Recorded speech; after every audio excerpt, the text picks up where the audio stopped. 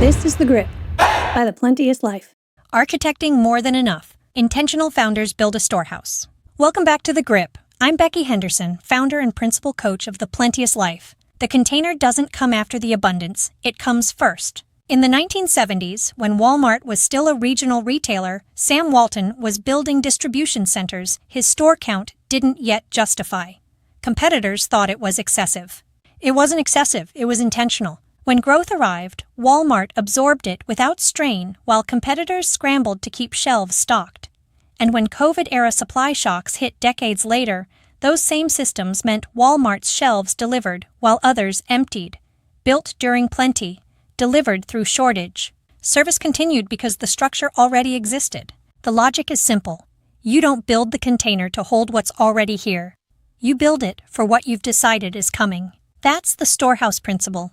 And it applies directly to your business. What you build before the pressure arrives determines everything about how you lead through it.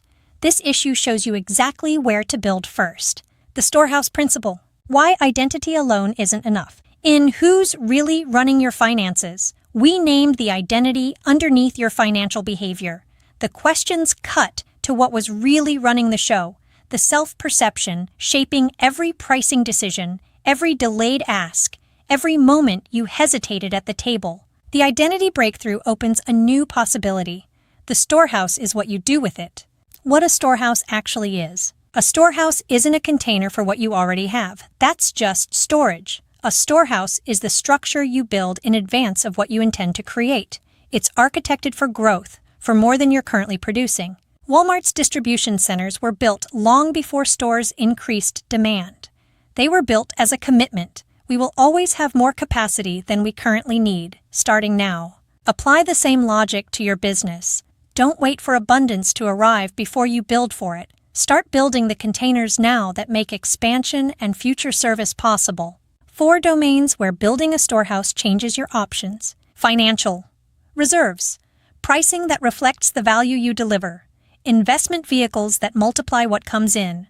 When you price from scarcity, every dollar in is already claimed for something going out. Nothing accumulates.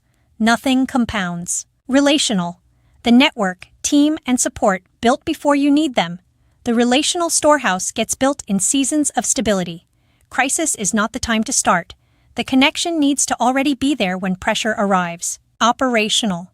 Systems built ahead of growth, not in response to it. The question isn't, can we handle what we have? It's, are we building for who we're becoming? Systems aren't a reward for growth. They're what produce it. Inner. The practices, inputs, and disciplines that sustain you as the one doing all of the above. This is the domain that most often runs on fumes, and when it's empty, every other domain drains with it. The difference it makes. Without a storehouse, you're drawing from a shallow well. Pricing comes from what you need to survive the month, not the value you provide. The hire you need is someone you haven't yet met. Systems get built for where you've been, not where you're going. You run all of it, giving everyone else your best while you quietly run on empty. Build the storehouse, and the position changes entirely. You've got a deep reservoir. Pricing holds because reserves do. The relationship is already there when the opportunity opens. Systems are ahead of growth, not chasing it. You lead from overflow, not survival. That shift shows up at work, in what you can take on, how fast you can move, the caliber of what you're building. It shows up at home, in whether you walk through the door with something left to give. The storehouse doesn't just protect you when pressure arrives, it changes what's possible. Build this week the Storehouse Audit, a quick audit to show you where to build first. Don't take on all 4 at once. Start with the domain that would create the most momentum across all the others. Financial. If abundance arrived this quarter, do I have the pricing, reserves, and investment structure to hold and multiply it, or would I spend it to survive the month? Relational. If I needed significant help in my business right now, who would I call? And have I genuinely invested in that relationship before this moment of need? Operational. Am I building systems for who I'm becoming or patching problems created by who I was last year? Inner. Am I investing in myself at a rate that outpaces what I'm committed to producing? 1 domain, 1 decision. Start there. If you're new to this topic, we've got 2 previous issues to bring you up to speed. Survival is selfish when you're made to multiply, and who's really running your finances. Links are in the show notes. An empowered identity declares what's possible. The Storehouse is what makes it real. It's the decision made visible, the shift built into structure, and structure compounds.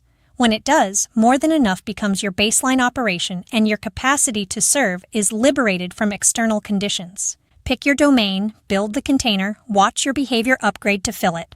Keep creating. Check out the library of resources we've made for you on this channel and sign up to have additional tools delivered straight to your email box every Thursday. Join us at plenteouslife.com/The Grip. This has been another issue of The Grip. From all of us at the Plenteous Life, may you prosper in every way.